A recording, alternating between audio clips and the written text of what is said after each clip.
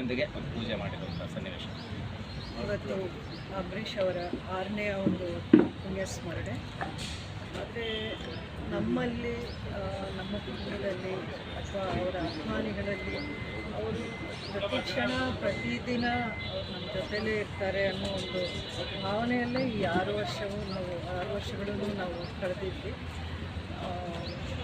So ಅವರ ನೆನಪು ಎಲ್ಲ ಕಡೆಯೂ ಯಾವಾಗಲೂ ನಮ್ಮ ಸರ್ ಪರ್ಟಿಕ್ಯುಲರ್ ಆಗಿ ಈ ಬಾರಿ ಒಂದು ವಿಶೇಷ ಜೂನಿಯರ್ ಅಂಬರೀಷ್ ಅವರ ಆಗಮನ ಆಗಿದೆ ಮನೆಗೆ.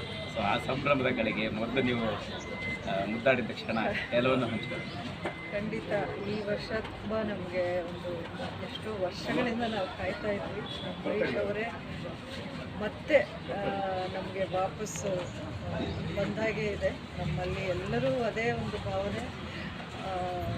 ಮಗುನೂ ನೋಡೋಕ್ಕೆ ಎಲ್ಲರೂ ಅಂಬರೀಷ್ ಅವ್ರ ಥರನೇ ಇದ್ದಾನೆ ಅಂತಲೇ ಎಲ್ಲರಿಗೂ ಅನಿಸುತ್ತೆ.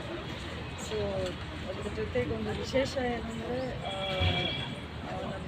ನನ್ನ ಸೊಸೆಗೆ ಕೊಟ್ಟಿರೋ ಡೆಲಿವರಿ ಡೇಟ್ ಆ್ಯಕ್ಚುಲಿ ಇವತ್ತೇ ನವಂಬರ್ 24ಕ್ಕೆ ಒರಿಜಿನಲ್ ಡೆಲಿವರಿ ಡೇಟ್ ಅಂತ ಕೊಟ್ಟಿದ್ದು.